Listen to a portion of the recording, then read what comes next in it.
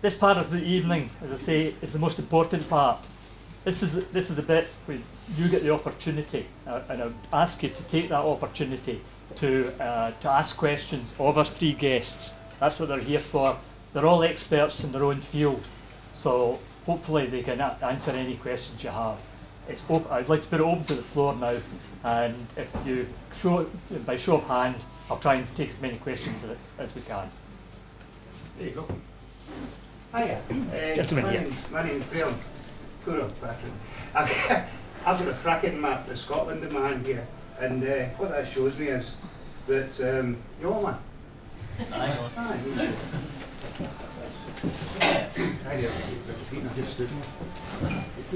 You want Annabelle stuff. And what that shows is right across central Scotland, encompassing the whole of Ayrshire, much of the central belt, a good part of Fife and the borders. The Westminster government has mapped out the areas that are suitable for fracking, taking shale gas out of the ground. Now I know Patrick said he's got to be interested in that.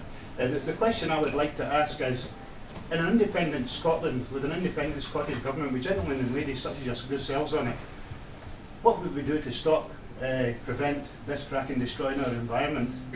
What is the Scottish Government at the moment doing to stop it? Are they issuing licences for this kind of thing to be going on? Unknown, incidentally, to the Scottish people. And do we need shale gas for industry in Scotland? These are the questions I would like to address. Well, we'll start with you. Okay, well, I mean, what a Scottish Government would do depends on who gets elected to be the Scottish Government. At the moment, I think the current SNP government is not fully convinced that it should be allowing fracking or other unconventional gas extraction like coal bed methane. However, they're not stopping it. There's a public inquiry starting, I think, is it today or tomorrow in Falkirk, which, you know, the application has gone through, it's gone to public inquiry, and that wouldn't be happening if there was very clear policy saying frack off. You know, that we're not having this in Scotland. There are two other things that I would mention, though. Not just the political preference of whichever government of the day happens to be elected. The second is the European Union, and at the moment, the industry that's looking to pursue unconventional gas can, with some justification, say what happened in the States is not going to happen here because we've got much higher regulatory standards. Now, whether you trust them or not, there is a higher regulatory standard. The kind of practices that we saw in the States are not currently allowable. But the European Union is just about to sign a deal called TTIP, the Transatlantic Trade and Investment Partnership. And what that will do is allow industry to sue governments for having a higher standard of regulation than they're used to. It's about it's the same notion of handing what should be democratically accountable power to the private sector. And there will be panels of corporate lawyers who will effectively veto national laws and regulations. So if we want to maintain higher standards of regulation, environmental protection standards, we're going to have to campaign very, very hard against that measure to make sure that democratic power to regulate industry stays accountable. And the third thing I want to say is about the need. Do we need shale gas, or are there other sources of unconventional gas? Now, if this was simply a question of shifting from coal to gas, there is a climate change benefit. But that's not what it's about, because no one has yet come up with a mechanism for locking that coal in the ground. And both UK and Scottish governments right now, at the same time as debating unconventional gas, are doing their best to prop the open cast coal industry back up on its feet after leaving hundreds of millions of pounds of deficit in terms of environmental bonds that don't exist to restore sites. So this is actually just about adding to the total stocks of fossil fuels. We need to be moving away from that. We need to be making sure that we have ways of decommissioning this material, keeping it out of the economy in order to keep it out of the atmosphere. Thanks, Patrick. I was letting John a bit longer because I appreciate that it's your kind of you want to answer the question regarding the yeah, Scottish in Government? terms of the Scottish Government at the moment, I understand that a couple of things happening at the moment. One is that, and maybe Patrick would confirm this, so there are a number of parliamentary committees in the Scottish Parliament who are currently looking at the National Planning Framework, number 3. I'm not exactly sure what the acronym is. That's the one. And so there's actually a debate tomorrow in the afternoon in the Parliament, and the committee reports will be debated, and then I'm not entirely sure of the process thereafter. I'm sure that this issue will certainly come up in debate. I think what the SNP government have said thus far is that any application for anything in Scotland should be evidence-based. I mean, that's, you know, I think fairly crucial. You look at the evidence. And that's really as far as we got. I don't think there's a licence has been issued, but where are they drilling? Drilling to the east of Glasgow and down in Canopy. In Canopy, and so somebody issued licences for these people to drill. Who is it? I'm afraid I simply don't know the answer to that. I had understood that licences hadn't been issued, but if you look at the yellow portions on that map I showed you, David, you'll see where the drilling's are. But anyway, so that's what I understand is happening at the moment in Edinburgh, if that's of any help in terms of. I noticed that the European Parliament last week exempted fracking from the oil and gas pollution regulations. I'm not familiar with the European Parliament what you're talking about, but I'll have a chat with my colleagues there. Right. To speak a little louder. Yeah. Oh, okay, right. Okay. If I could perhaps ask, if you're asking a question, could people stand up to let more people hear? Very briefly. Yeah. I mean, I think, and there's a lot in that, and you can talk for a long time on it. I mean, obviously energy security is important, right? Because otherwise we're sat here in a place that's got lights on and heated, right, as you have in your houses. So energy security is important. It's how you do what you've got with it and do it the most efficient way. Now, in my opinion, renewables is absolutely critical, and we've got to make the transition to that as quickly as possible. A, because it's clean, and B, it lasts forever, right? And not only that, it's also a high-tech industry that we should be investing in, because as a small country where we are doing what we're doing, high-tech is critical for us, because that's what generates high-paid jobs, and jobs in renewables and jobs in manufacturing. Equipment for renewables is critical to the future. So the transition to that's absolutely critical. And also in terms of energy conservation, which is the other part of that, is very important as well. I mean, bringing houses up to standard in terms of insulation and upgrade, etc., is something that generates a lot of jobs as well, and it's something that house building programme post-Yes is a critical issue to stop the housing shortage, and part of that being energy efficient is absolutely critical. In terms of new sources of energy, fracking, for example, I'm not an expert on it, so I'm not going to pretend to be. What I would say is that environmental issues are absolutely critical, because you can't be in a position where you're polluting the country for the sake of energy. And my understanding from people that I've spoken to that know a bit more about that is that fracking in and of itself is a fairly short-term energy source. It kind of does burn out fairly quickly. 40 years. You put the well down, you suck out what's there, and then it's kind of done and you move on. So it's not something that lasts for a long time. It's a fairly short-term hit, and there needs to be an understanding there of what the environmental issues are. But absolutely, the pollution doesn't excuse the fact that you're chasing a short-term energy. There's a lot of other things that could be done to generate energy going forward. Yeah. Okay. Hope that's helped. There was lots of hands up. I'm going to take two questions and let the panel. This lady had her hand up first, actually. Okay. I'll send it. Yep, go on. This being St Patrick's Day, I would like to ask the panel if they think that it's been celebrated all over the world. Do you think that Ireland ever regretted breaking away from Westminster rule? Good. We have another question as well. We'll take them two at a time. Gentleman at the back. I think the fracking is a good issue, especially if it's happening in the southeast of England. You know, I quite enjoy that. But, as far as we're concerned, we're in a different league from the fracking. If you look at Norway, their oil fund is worth £504 billion, according to the Financial Times on the 5th of March. £504 billion equates to over 92 grand per person, man, woman and child in Scotland. Is there a question? Is there a question?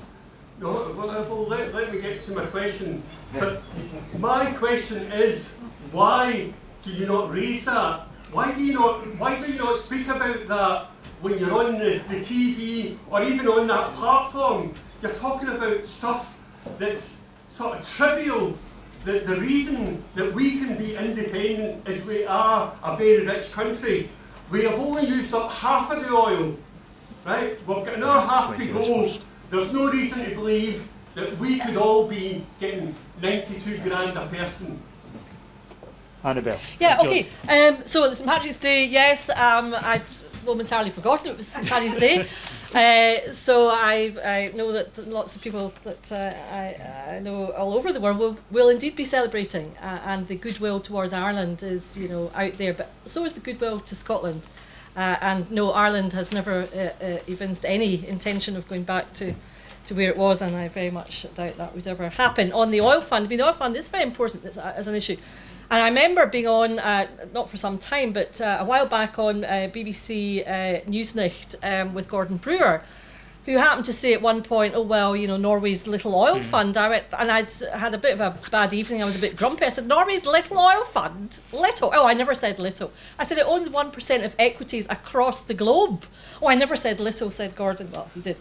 So yes, it is. It's you know, two words. The contrast where Scotland is, where Norway is. I mean, Norway didn't. We hear, oh well, you know, where would you get the money to set up an oil fund? That was Ian Gray in the Scottish Parliament. That was a difficult one.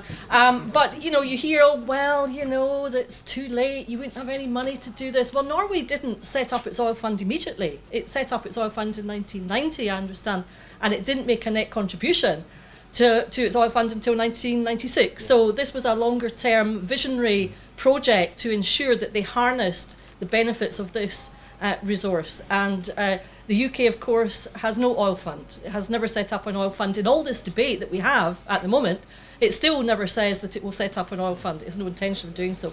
It spent the money already. So yes, I think it is a very good point. And it's certainly a point that I hear in the debate a lot. Maybe we hadn't already got to it tonight, but you have to make it clear that that money must have gone somewhere. The London government must have spent it in something, and I suspect that they've spent it in illegal wars. Spent it lots of things. I'll agree with that. I think they've certainly wasted many, many billions. Ivan, yeah, I mean, great. Two questions, two examples of small independent countries of 5 million people that have done very well. 3 million Ireland. That's 4.5, I think, the Republic. I mean, Ireland's a great example because it's got, in terms of resources, practically nothing. But what they've managed to do is amazing. I mean, and even if it's just Irish pubs, I mean, they've created a brand out of nothing that's worldwide recognised in St Patrick's Day events all over the place. So yeah, so I mean that's just an example of what you can do. The interesting about the Norway Oil Fund, I mean, I talk about Norway all the time, as you've just seen, but it's important people talk about that when they're talking to people. But you got to put the £92,000 per person, which is the size of the Norwegian Oil Fund, into the context of, I think it's now £28,000, which is the average debt per person in the UK. So the UK national debt's 1.4 something trillion pounds, so that's about £28,000 per person. So you put those two numbers next to each other, and you see the reality of who's managed what correctly. And it's, as you say rightly, it's all about how do you manage the second half of that oil fund to build the platform for what we're going to do beyond 40, 50 years out. Absolutely critical. Yeah. I think if I could just say, the other thing that Ireland are obviously very much better at is rugby.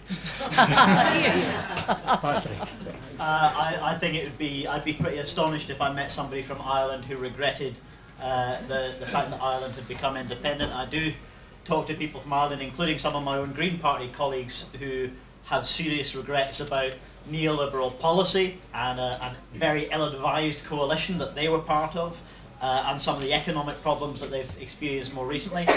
I think some people in Ireland may regret having joined the euro, but I don't think any of them will regret being an independent country. And I think the affection in which Ireland is held around the world, and the number of pints of Guinness that will be being drunk tonight in pubs in this country and many, many others is testament to that. Turning to the other black stuff though, and I come back to this point, this hard physical reality. It's a serious challenge for any country that is economically dependent or dependent in energy terms on fossil fuels, which is most countries at the moment. We can only afford to burn a small proportion of the fossil fuel reserves that we have available to us if we want to hand on a habitable planet. Now that's not something that's about good policy versus bad policy. This is a question of survival. We are going to have to leave most of that stuff in the ground, or divert some to non-fuel petrochemical uses, so long as that's creating products that don't themselves end up getting burned in incinerators at the end of their usable lifespan. So this is not just an environmental issue, this is also an economic threat. The oil and gas industry is valued according to its reserves, according to how much of the fossil fuel it thinks it has available to turn into economic resource. Now, if we can't do that with all of that fossil fuel without destroying our life support system, then what we're talking about is an economic bubble, a profoundly overvalued industry. And we know what happens when bubbles burst. When the carbon bubble bursts, it will cause a recession that will make the last 8 years look like a broken piggy bank. Let's not still be dependent on this stuff when it happens. Let's get off that track as soon as we can. If we're going to hand on not just a successful country, a successful economy, but a livable ecosystem to the next generation, we need to stop thinking. We can certainly regret the historic tragedy of the mismanagement of resources by the UK government, many of which actually was used to fund subsidised privatisations of public services that should still be in the public hands. But let's not carry on repeating the mistakes of simply burning that stuff and ending up with all of that fossil carbon in the atmosphere, because if we do, it won't matter where government decisions are made, London, Hollywood, Brussels, or anywhere else. Okay.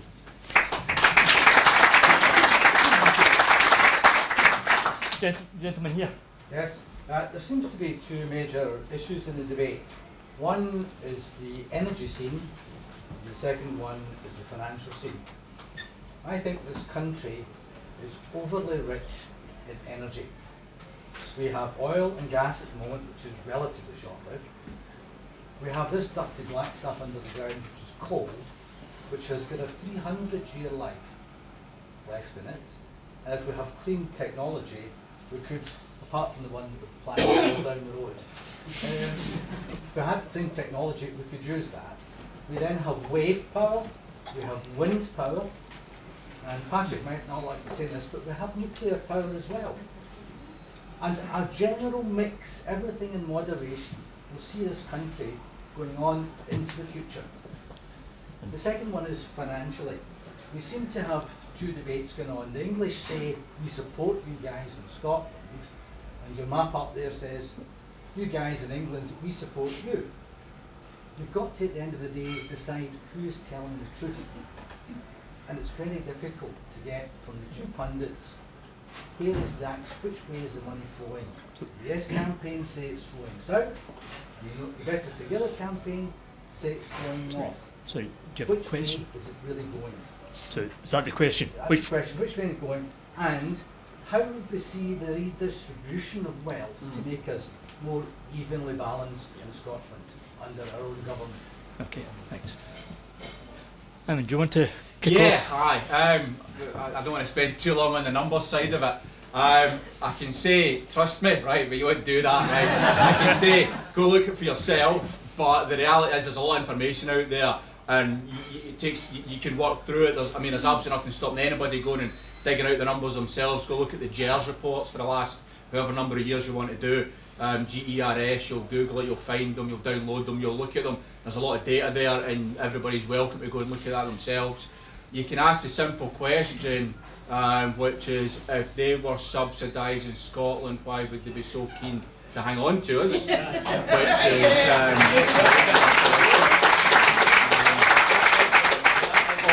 there's some basics in terms of the numbers. The facts are the tax take per person in Scotland has been higher than the UK average every one of the last 30 odd years, right? The spend here is higher as well, that is true. The extra revenue compared to the extra spend, so there's been more extra revenue than extra spend on average over the piece.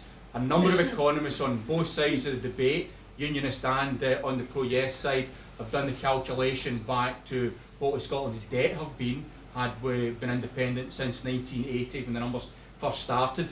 And they all come up with a number of between 6 to 8, I think it's the smallest number, and the Cuthberts did it and come up to £124 billion in surplus that Scotland would be had we been independent from that time, taking how much tax we've generated in that period and how much has been spent on Scotland in that period. So the numbers are very, very clear. And if you look at stuff like the IFS reports, which is used by the no side to say Scotland couldn't be independent, financially independent going forward, they all hinge on the fact that the IFS doesn't dispute the historical numbers. Nobody disputes the historical numbers. The unionist case is all based on, yeah, but it's going to be different in the next 2 or 3 years and you're going to get worse off. Now, if I'm buying the way I look at this is you kind of spin the whole thing in its head and you say if you weren't, and Blair Jenkins says if you weren't part of the union, would you sign up to join them, right? I look at my business point of view and see you've got a break clause in your contract. Are you going to re-sign it to be part of that again? Or would you trade in your 100% shares in Scotland PLC for 8% of UK PLC? Is that a good deal? And the reality is you look at what's happened in history, and if somebody's selling you a forecast in the future of how great the UK is going to be compared to Scotland, you look at what's happened in history before you decide whether to believe them or not, and the history shows very, very clearly what the reality has been. Who knows what the future is going to hold? Nobody knows exactly. But if you look at what's happened every year in the last 133 years, then that's a reasonable starting point for the indication of what the future is going to hold, because frankly nothing much has changed. They're still doing the same things they've always done. We've still got the same resources and people we've always had. So the reality is things will carry on as they have done. And I think it was Einstein that said you keep doing the same thing and expecting a different result. It's a definition of insanity. So,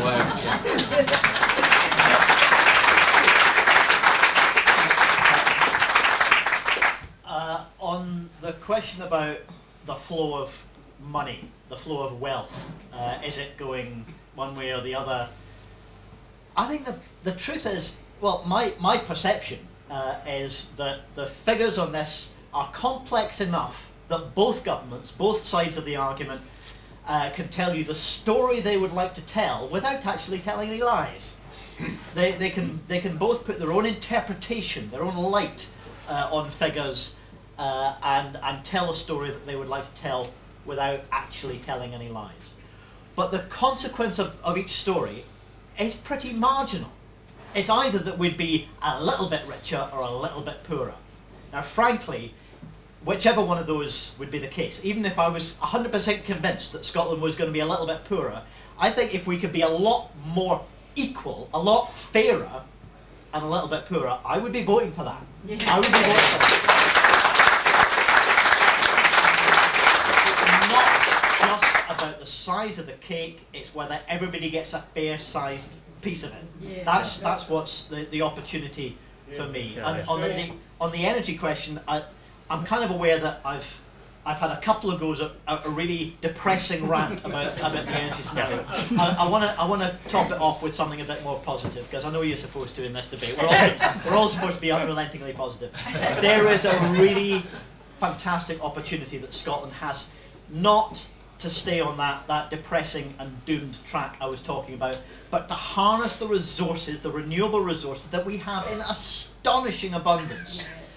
In our waves, in our tides, in our wind. Even Scotland can do a lot better on things like solar thermal and solar electric than we're doing at the moment. We can reduce our demand for energy dramatically. That's the way to save people money in the face of a rising commodity price, is to meet our needs using less of it. Let's stop paying through the nose to put our energy out of our windows and doors and through our roofs and through our walls, which is what we're doing at the moment. Yeah. So there's a really serious opportunity for economic activity, for good quality jobs, for saving ourselves money by harnessing the renewable resource and using it efficiently.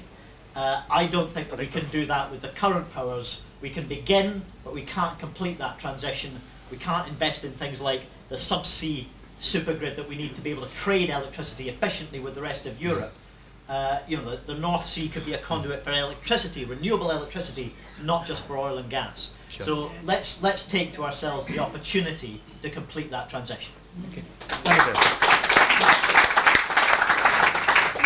And keep it brief. yeah, I'd say that the key thing is opportunity. That is the key issue that we face. It's opportunity to have something better, and what it would be in terms of energy policy or redistribution or whatever issue it is, we would be the people that would decide that, because we would always get the government that we vote for, which is not the case in the present situation. So whether it's Patrick's vision or anybody else's vision, that would be a matter for the people of Scotland to determine, and I think that is, as a Democrat, the only way forward. And as to the flow, I think you only really need to look at the evidence before your very eyes when you go to London, for example, and you can see where the money has been spent. That's my view. Thank you. Robert. You know, we've 6 months to set aside a 300-year wrong, in my view. I'm increasingly worried that we're failing to do it. So if you allow me, I'll make a quick observation. This gentleman back here makes a really important point, and we should be focusing on it. I believe we're losing, I don't know what the disposal of this audience is in terms of yes or no. I'll vote yes, and probably would have voted yes under almost any circumstances, which doesn't say a lot for my intellect. Let me apply my intellect. This map of Scotland, I think, is incredibly important. The one that shows the green right and the white left. The white left is close to being the majority of the population, certainly half of it, probably more. It is increasingly impoverished relative to the richest countries in the world. You have got to address collectively how we make large chunks of Scotland. There are bits in the right-hand side, green side, which also include some of the poorest areas of Scotland. How the people in those areas will get richer. And despite Patrick's concerns about economic growth, I want double the economic growth that we presently have, and I'd like it to be sustained for 50 or 75 years. Don't buy for a minute Patrick's view that economic growth is kind of limited. For that argument, 50 years, it's not. We are collectively in one of the poorest parts of Scotland, Ayrshire. From the south to the north and beyond, people are living in increasing poverty, relative and absolutely. They have got to know why. In voting yes, they'll be better off, and I think we're failing to make the argument. So here's an observation. Take 3 or 4 reasons why they should vote yes and constantly repeat them. They include the fact that Britain's got one of the worst debt problems on the planet, and it's going to get worse. The consequence of that will be your taxes will rise and your services will diminish. Second of all, points made earlier on, there are things we can do in Scotland using, amongst other things, corporation tax to get richer quite quickly. And to Ireland, my third point, Ireland went in 9 years from being one of the poorest countries in Europe to being one of the richest. And at that point in my life, I was actively engaged in competing against them. They did it through an act of national will and national consensus. Tell the people how specific interventions, such as the use of corporation tax, will attract investment, make existing businesses invest more and get richer. If not, we're going to wake up in 6 months plus 2 days from now having lost an historic opportunity because we failed to make a key economic case. Being part of the union will make you poorer in the long run. It's simple, and it's got nothing to do with much of what we heard this evening. Vote yes and you'll get richer, and there are 3 or 4 reasons why that will happen. Vote no and you'll spend the rest of your life and your children's life regretting it. And I don't think we're making that case as strongly as we could.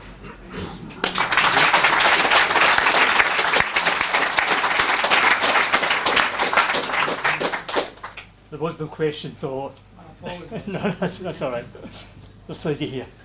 Just to follow on from that, you're absolutely right, and I do agree completely. The economic argument is crucial, but I think the other problem that we have, and we've all come out on a Monday night, and most of us have decided we're going to vote, and probably what we're going to vote. We've got the sticker in the car and all the rest of it. But we have an appalling record of voter apathy in Scotland, and I don't think those arguments alone are going to get the 17-year-olds out. They're going to get the completely vulnerable, the completely ignored and disenfranchised, the bedroom tax, the ATOS victims and all the rest of it.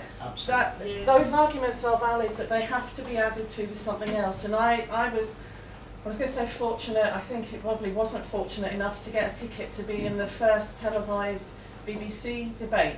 It was at the Beacon Arts Centre a few weeks ago, and the quality of that debate was utterly appalling and really depressing. And I think the Yes campaign, the Better Together campaign has been a disaster, I think, in terms of the quality of the debate. But it does fuel the media sort of bias and the, you know, sort of them and us thing that goes on. And I think the Yes campaign has an opportunity to exploit a whole range of issues that are going to get people out, because otherwise what's going to happen on the 19th isn't about us saying, oh, I wish we'd got one more vote out. It's going to be, I wish Shettleston had got more than 17% out again. And there's a lot to do, and there's only 6 months to do it.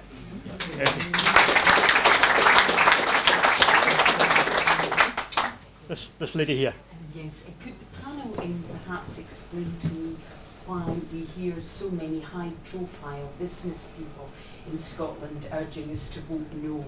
Can you explain what they're afraid of? Because I can't understand what they mean when they say it. Ivan, I think this is definitely you to start. Yeah, I need to be careful there, because there's what people say and then there's what the media say people say, right? If you take RBS, for example, CEO of RBS, Ross McKee, said, we currently operate in 38 countries, and we need to operate in 39 countries, that's not a problem, okay? Standard Life expressed concerns about a number of things, including leaving Europe was a huge thing, and a question mark around the currency, which basically called for clarity on the currency position. Now, the only people that aren't given clarity on the currency position is the UK government refusing to negotiate about the currency position. So that's a bit of a... And then you look at, for example, Willie Walsh from British Airways and O'Leary from Ryanair said they think independence for Scotland would be great for business, right? So there's a whole mixture of stuff. There's people like GKN came out and said they don't care either way. Aviva came out and said they're quite happy with the result either way. So there's a lot of companies that come out and said it's not a problem either way, and a lot of companies have come out and said, or some companies have come out and said, big companies, that they think it's a positive thing. And I said Business for Scotland's got a range of people there. What the No campaign is very good at is managing the media round about that. So there's a limited number of people who they've got lined up to basically make interventions at certain points. I mean, the BP one, Bob Dudley was his personal opinion, which was a bit bizarre, but there you go. But at the same time, BP were saying they see Aberdeen as the centre of their oil industry in the UK for next till 2050, and they're making a huge investment, right? Going forward. The chairman of Shell UK said that they weren't going to take a position on it, right? That didn't get any publicity. What got the publicity was, I said, Davey, I think he said was, what got the publicity was the guy, Van Boorden, who came out and made a couple of comments about he preferred the union to stay together. So there's a lot of media spin there. At the end of the day, big companies have got a duty to their shareholders to identify in their annual reports what they think the risks are, or what issues are on the horizon. And big companies have got dozens of these in their reports, right? And it's all kinds of stuff, right? Because you've got a duty to shareholders to say, we've identified that as a possible issue, and we've got a plan on how we're going to manage it, depending on what the outcome is. And that's a different thing from saying it's a disaster. The few cases where people have said it's a problem has been hyped up like crazy by the media. So people shouldn't get... And you also got to remember, in the 1990s, both Standard Life and Scottish Widows said they were going to leave Scotland if we voted for devolution. Okay, so I mean, it's all relative. I just want to come back to a couple of other comments which I think are very, very interesting in terms of the campaign itself. I mean, we'd all like to be doing better.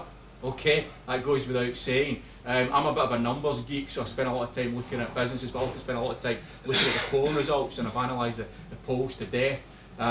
The reality is that from September till January, the average gap on the polls moved in from 21% to 14%. So it moved in significantly over that 3 or 4 month period. It's kind of hovered at 14 over the last few weeks, despite the onslaught on the currency, etc., since the middle of January and all the big company stuff that's been going on. The evidence is that, and you've got to remember at this stage, 6 months out, most people haven't engaged. I don't know, only 20 or 30% of people have actually had a thought through the process. So even in that percentage, that's been enough to shift the polls quite significantly. If that trend continues, we're going to win, right? That, without even taking into account the fact that there's a number of factors that we can talk about in the political environment that are going to help that. Now, it's absolutely not, I can see you shaking your head, it's absolutely not a given. We all have sleepless nights about it. The reality is, all we can do is continue to make the case. My big thing's affordability, and I think I've made that clear tonight. I talk about that. Business for Scotland talks that to death. Every opportunity we talk about, yes, we can afford it, because the polling evidence shows if people believe we can afford it, and Patrick's right, even if people think they're going to be the same financial level going forward after independence, they'll vote for it in big numbers. The thing that's stopping them is this still belief that they've had indoctrinated into them that would be too poor to be independent. So that's absolutely critical, and we've just got to keep hammering at that. The only way we're going to win this is by having groups like this, and as I say, we're speaking to groups like this every night of the week, several locations all over the country, and then people going out and taking that message forward to 3, 4, 5, 10 of their friends and family, and that's how we're going to win that door-to-door, person-to-person. So I'd encourage all of you to get involved in the campaign going forward and go and take the message out and do that. That's how we're going to win this.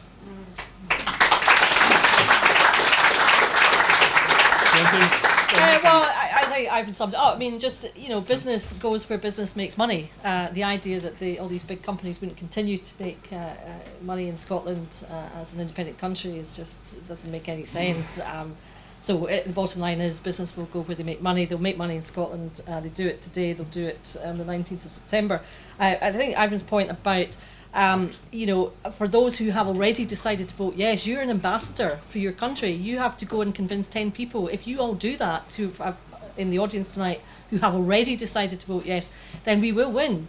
And because it's an engagement that is beyond party politics, although we are out as political parties campaigning. I was canvassing on Friday in Cowdenbeath, and that was actually not a bad canvass, notwithstanding where we were. But you know, if we individually take it upon ourselves to speak to our family members, to speak to our neighbours, to speak to our friends, our work colleagues, members of clubs, associations, as individual ambassadors for this cause, then we win. And that is a very important thing. It's a grassroots campaign, and it relies on each and every one of us who believe that the yes vote is the way to go for Scotland.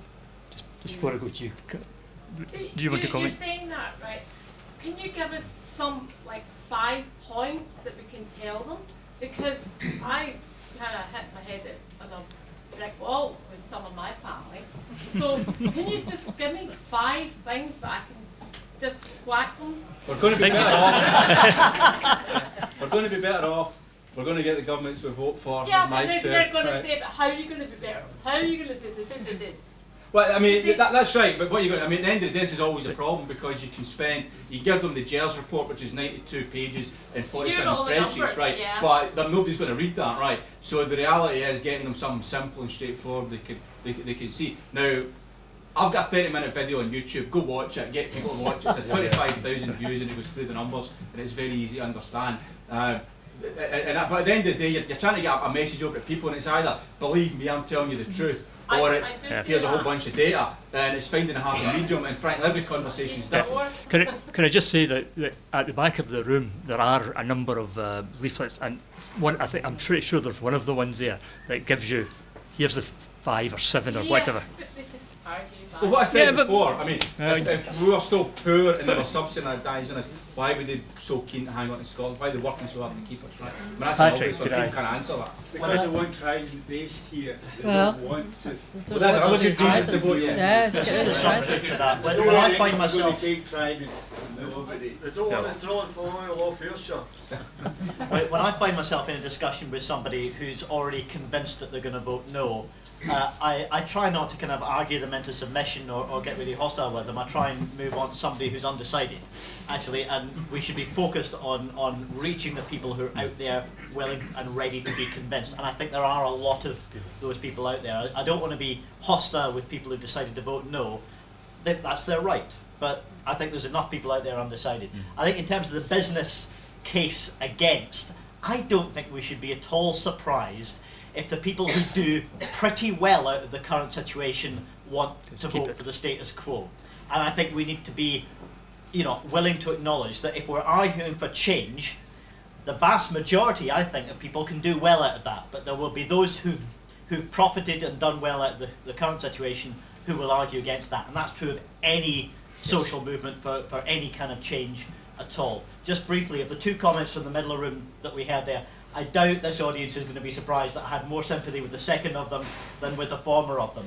I think if we are going to motivate those people who've been disenfranchised, disillusioned, disconnected from politics, and there's a lot of evidence to suggest that they're more sympathetic to independence, but if we're going to get them to turn out, if we're going to get them to even register to vote, I don't think we do that by saying that the company that keeps you on minimum wage and a 0-hour contract is going to get a corporation tax bung out of this. I don't think we're going to convince them by telling people that we're going to be repeating the same neoliberal mistakes that we see from Westminster. If we want another 10 years of tax competition, let's just carry on, let Westminster do it. They've been doing it for 30 years. Corporation tax cut after corporation tax cut. I think all of Europe needs to be cooperating on something like corporation tax to stop some of these nasty people working their way through every loophole that there is.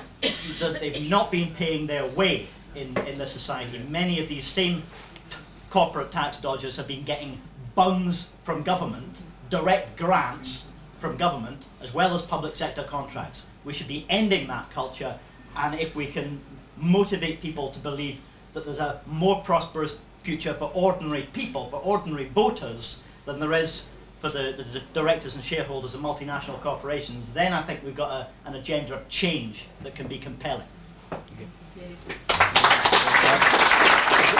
Young lady here. I'll get you in a minute. Yeah. I'm very interested in the practical things that we can do to achieve a more equal society. I think we all agree and understand that a society that is more equal is a happier society. Now, I have been an SNP supporter since I was a student, as is my husband, and I could give a long list of times I've tried to be an ambassador, and I've tried to speak about independence and even the importance perhaps of voting for the SNP. But on a personal level, as a carer, I've had a lot of challenges recently. People talk about pensions and different such things. I don't think I actually have a pension, to be honest with you. I mean, in my hand I have a letter I received on Saturday telling me that the SNP Council is taking away 40% of the budget for speech therapy for children. You know, my son supposedly was going to be in a nice new school. That's not happening now. It seems like it's almost like a caravan that's going to be attached to the building.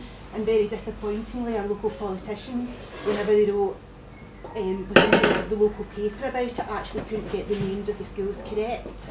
So that, you know, so I do feel positive in terms of I would like to vote yes.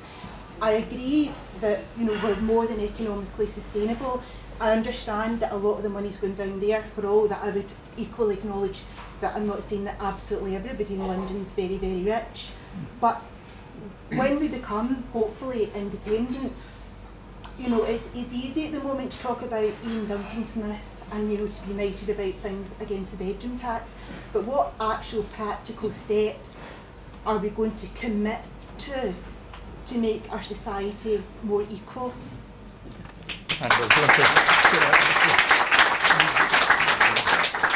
Okay, on the issue of the speech therapist budget for the local authority area, I'm afraid I simply don't know what's going on. I don't know why it's going on. It doesn't sound great to me.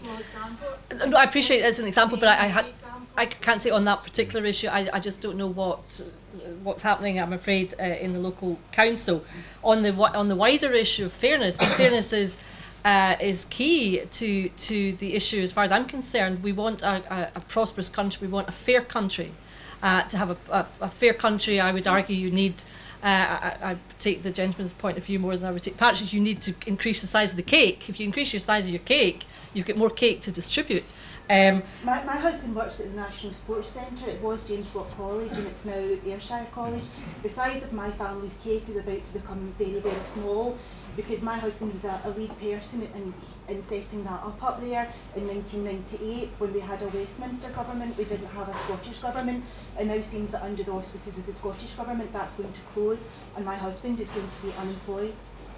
So, well, again, I'm very sorry to hear of the particular situation that your family is facing, but I don't have the local knowledge, I'm afraid, to deal with the specifics of the cases that you have raised about the impact that is about to hit your your family because of local decision making. I simply, there'd be no point in me pontificating when I don't know the facts.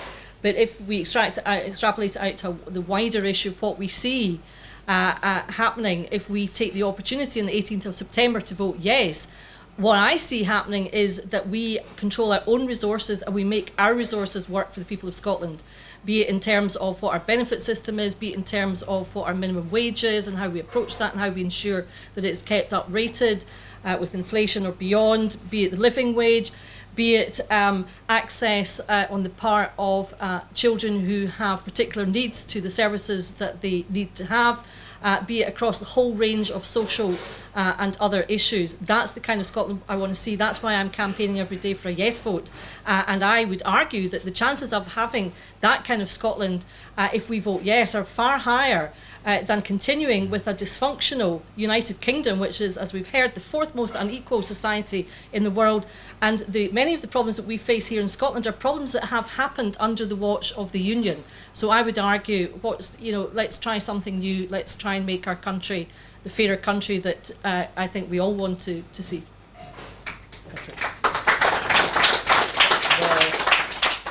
The truth, I believe, is that the right and actually a lot of the centre in British politics has successfully destroyed and broken the empathy that a welfare state depends on.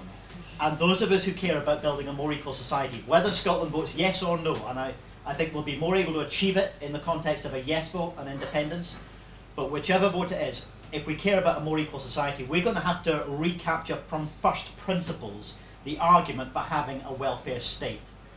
Because the UK political landscape has just moved away from any faint shadow of pride in the idea of a welfare state. I believe one option for recapturing that, redefining it for the 21st century, would be a citizen's income. A basic income paid to all people as of right. It increases the incentive for people to become formally economically active through paid work, because you don't lose that. All the work that you do, you get the benefit of that rather than having it clawed back through reduced benefits. It also recompenses and recognises economically necessary and valuable work which is currently not recognised, like caring, like parenting, like creativity. There's a whole host of things that our society depends on which are currently unpaid, unrecompensed, not regarded as part of the formal economy, but they are part of our economy. They're a vital and necessary part of our economy, and a citizen's income would be a way of building those into the formal economy and redistributing wealth. The Green Yes campaign will be publishing a paper on citizens' income in the next few weeks. I haven't quite finished it, so I can't tell the date yet. But we do want to put ideas about how a welfare state for the 21st century could operate in the context of this Scottish independence referendum debate. So keep an eye on our website. Thanks, Patrick. Ivan, do you want to say something? Yeah. Okay. The gentleman at the back. Sorry, there was a gentleman had his hand up. Gentleman, okay. Thank you. My name's David Young. I must confess, this is the first time I had heard about the Standard & Poor's potential rating or AAA rating for Scotland. I just wondered that, given the declaration of non-cooperation by Messrs Osborne and Bowles over the use of the pound sterling, would a AAA rating not be a good platform to allow Scotland to create its own currency? Would you like to? No, you're the one with all the numbers. Right, okay. On the currency, there's I think that the statement that's been made by Osborne, Bowles and Alexander round about the non-cooperation on the currency, non-cooperation, what to call it that, really, if you look at what's going on there, it's a start of a negotiation process. So they're positioning themselves in a negotiation process which is going to unfold after a yes vote round about what happens with the currency union, what happens with the debt, what happens with Trident's been mentioned, and how does all that fit in together in terms of who gets what and where we end up. And the real dynamic there is round about the currency versus the debt, because the reality is if there's not a currency union agreed, then Scotland's in a very, very strong position to not take any, or take a lot less of the debt, possibly any of the debt. The reason that I think sterling makes the most sense is because it makes trade easy between the two countries, and it reduces the transaction costs, and it creates a lot of stability in the system, which I think is important going forward. What happens eventually, who knows, and there's many steps between your own free floating currency and a sterling area, and there's a lot of intermediate steps in between that. So things could evolve, and that would be up to the people of Scotland going forward. But I think it makes the most sense to have the currency union to start off with. From the rest of the UK's point of view, leaving aside the debt position, there's obviously said transaction costs and there's a balance of payment issues. So from their point of view, it would be crazy, right, to not have Scotland still in the sterling union, given what we contribute to the balance of payments in terms of oil exports, whisky exports, food and drink exports. In terms of the numbers, UK negative balance of trade last year was minus £36 billion, means that they imported £36 billion more than they exported. If you take Scottish exports out of that, that number doubles, which is a real threat to the value of sterling. So it's absolutely in their interest to make sure there is a sterling union going forward. Patrick, I know you've got a somewhat different... Yeah, I mean, I think if we were in a position where we chose, after a yes vote, to create an independent Scottish currency, let's call it the Scottish pound for want of another name, I think we could make a go of it. I think we could make a success of it. Yeah. I have to say, I acknowledge the SNP are currently the Scottish Government. They'll be the Scottish Government until the next Holyrood election, which is 2016, and they've got a right to pursue their policy preference in that negotiation. They may find that the UK government shift from a campaign position of no you can't to a negotiating position, a government position of let's sit down and talk about it. I think it would be astonishing if the UK government, for its first act after a yes vote for independence, after years of saying we're better together, better together, better together, better together, I would find it astonishing if their first act was simply to say we're not even going to sit down and negotiate with our nearest neighbour about the best transition. Because even if there was a currency union, even if there was an independent currency, there's going to have to be an agreed transition. How do you separate out central banking functions? How do you move towards whatever arrangement you're going to move to? There'd have to be a negotiation. The SNP may also find that unacceptable strings get attached to a deal if a deal is possible, and that would constrain our economic freedom, our ability to pursue different economic policy. And if we can't do that, then what's the point? So, you know, I don't take entirely the same view as the SNP, but I recognise their right as the current government to pursue a negotiation based on their preference. One last point. Standard & Poor. Aren't they the folk that expressed complete confidence in subprime debt just before the recession? Yes. Quite sure of it, if we should take their word for it. Well, the bond markets do, so that's always important. But I mean, I actually agree with both gentlemen. And what I would just also add is going back to my thesis in my presentation, which is, you know, in terms of this debate, you have to try to extract the truth on the basis of the balance of probabilities of what is logic. And it would not be logical for the UK government, after a yes vote, to seek not to have an optimal currency zone with Scotland. It would not be in their financial interest, and therefore, on that basis, as a lawyer, I would suggest that that is not how they would intend to proceed. I can quite understand what they're doing at the moment, because that is, as Patrick said, a campaign position. I think that would all change quite quickly in the event of a yes vote. So people tend to act in what is in their financial interests. Mostly, anyway. Yeah. Maybe not Scotland to date, but okay. That's going to change. I'm going to take this gentleman over here.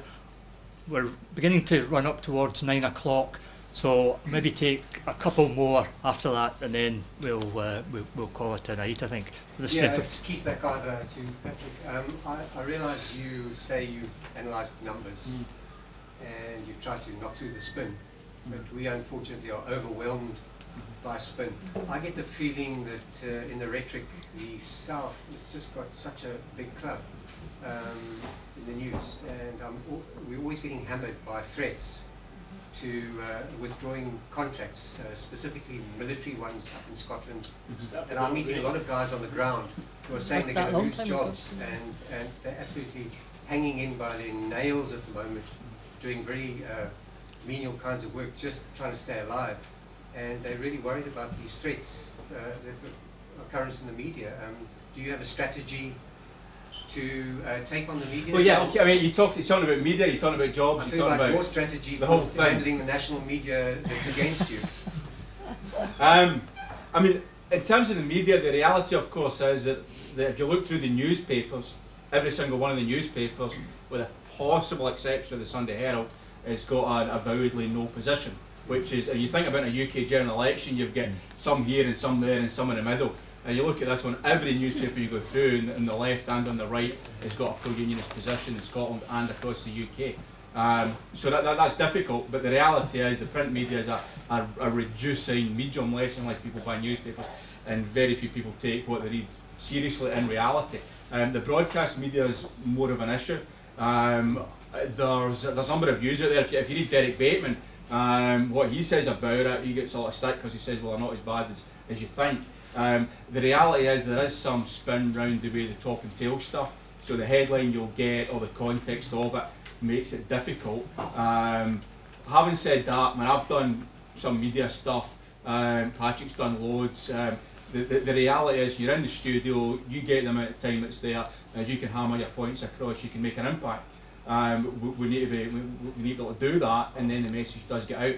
But the reality is this isn't going to be won on the newspapers or on the broadcast units. It's going to be won by people talking to people. Absolutely. Because at the end of the day, people, if you look at it, you give people the thing, who do you trust the most in the newspapers, the television, whatever. The reality is people by and far trust people that they know, right, who are credible, family, friends. And if that message gets one-to-one, that's what makes a difference.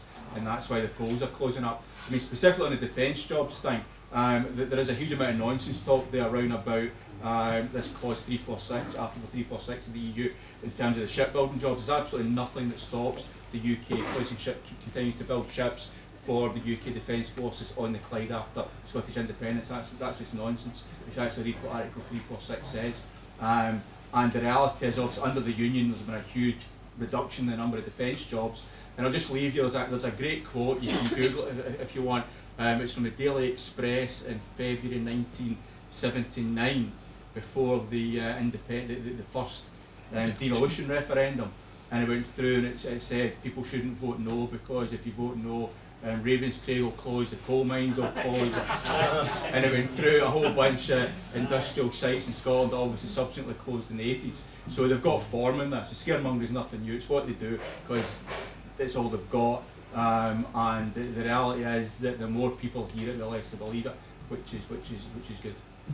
Annabelle. Yeah, and just to add briefly to that, you know, in the end of the day, and speaking from the perspective of an SNP MSP, in the end of the day, if the media were always all powerful and won out in terms of what their proprietors' view is, and then the view that they then impose down through the newspaper, the SNP would never have got to where it's got to, having started off very, very humble beginnings not so long ago. So, you know, people power is very important, and in this independence referendum, more than in any other possible election. And of course there is social media, and that I think is proving, at least to a certain extent, I mean, Ivan mentioned you can go online and look at, you know, his interview, or I've seen it, I can't remember the format, but you can go online and you can find out bits and pieces of information that you will never see on the BBC or in the print press. So there is another tool there, but ultimately it is word of mouth, it is you speaking to the people that trust you, for those that have already decided to vote yes, and that is the key in this campaign. Yeah, I mean, I would echo the point about people to people. You know, the newspapers are allowed to have an editorial stance. That's fine in a free society. Some of them are just out and out propaganda, though. It's not just an editorial stance. It's out and out propaganda. That's not going to disappear. I think with those who just have an editorial stance, they may start to change that if the polls close and they recognise that more of their audience is feeling patronised and belittled and not served well by their content. They may start to change their content. I don't think we can rely on that. I don't think we can guarantee it, but it might happen as the polls close and newspapers start to hedge their bets a wee bit. But yeah, the people talking to people, that's where the campaign is going to be won. The online stuff, the social media stuff, there's an incredibly clever thing that I don't understand called sentiment analysis, where computer algorithms are analysing the conversations that are being had online. And it's something like 90% positive. The contributions, the debate that people are having online is something like 90% positive in support of independence, or at least open to it and warm to it. So there's an opportunity there, but let's not kid ourselves that we're going to win this with press releases. We're going to win it with wearing out some shoes. Yeah. There was a couple of hands up at the back. This gentleman here. There's another one over here. No? Oh, decided to go quietly. Yeah. But yes, if you... I just wanted to say about the cuts to services. I think a lot of people seem to forget that the astronomical private debt was nationalised and the costs have been transferred onto the public and onto civil society. And the Scottish Government gets a block grant. I mean, people I speak to don't actually realise you get a block grant, you have to do all the services from that amount. The lady who was looking for extra arguments for people who are saying no. So that's Scottish NHS, that's the works. That was already cut. And that's going to be cut again because the next plan for cuts, we're looking at 25 billion more. So you're looking at 2 billion before we even get to whether they mess with the Barnett formula. Yeah. So I personally work with disabled people, so just to turn it into a question, I just wonder how you see welfare reform, and seeing Annabelle here as well, welfare reform in future. Atos, obviously, they're trying to get out of their contract because of, I think, how they've behaved. But also they are hamstrung by the DWP, the way that they have to deliver their, their assessments. So just how do people on the panel see welfare reform in an independent Scotland? How would we treat disabled people and benefits applications? You want to take that first? Yeah, well,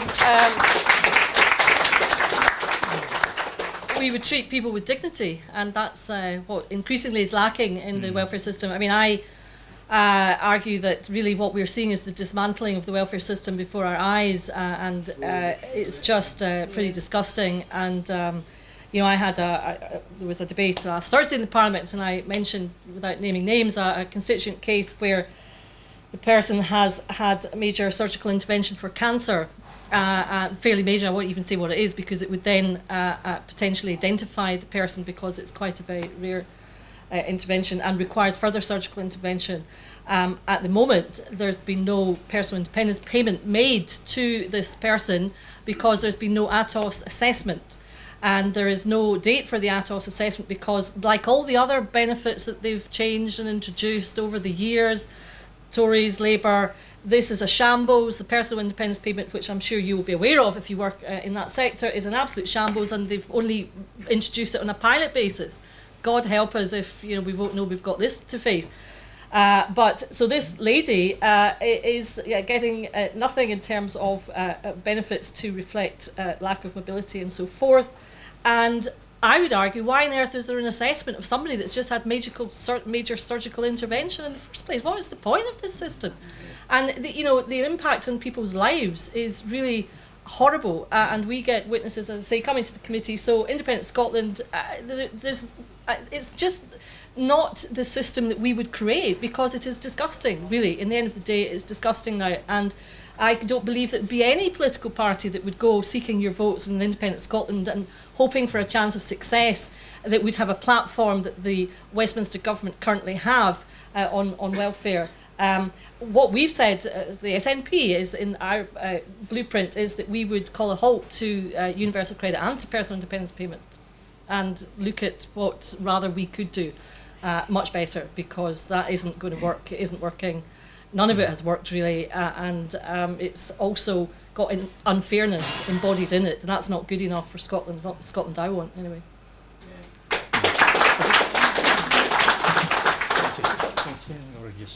Yeah, I mean, I mentioned something about welfare, the citizens' income before, so I'll just pick up on the point about services, the aspect of the question that was about services. Let's remind people in this debate that even services which are devolved, even services which Scotland at the moment controls, are really controlled by the purse strings that Westminster still holds on. When Westminster governments decide to cut their health service, that impacts on Scotland's block grant. When Westminster decides tuition fees instead of funding higher education from the taxpayer, that impacts on our block grant. And with the best will in the world, any Scottish government, one that I like, one that I don't like, one I'm critical of, one I support, is going to have to make choices about where to, if it wants to protect the health service, if it wants to protect free education, it's going to have to take that money from somewhere else. Only if we can join together those policy questions with the tax levers, the question about how we raise the money to pay for the services we wish to provide on a collective basis, only if we can join those together can we break the stranglehold that austerity has at the moment. And it's going to cause more councils who don't want to be doing this to cut services and to cut people's pay as well. So if we want to break that pattern, I don't believe we can do it with the current powers that we have available to us. I'm going to take one last question, and Mr McGinty here had his hand up earlier. So I don't want to say this. If you want to have a health minister telling nurses you're getting 1%, and he himself is getting 11%, if that's what you want, vote no. Yeah.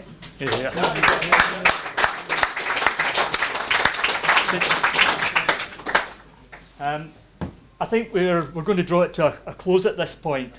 It's getting near 9 o'clock. I hope you found it informative. As I said to you before, it is the first of a number of events that we're hopefully going to roll out across the area with different speakers at them. We also hope at some point in the future our friends in the Better Together campaign will agree to have a debate. And to say we all live in hope. They have had the offer. We've offered to set up a debate jointly with them. That has been turned down to date.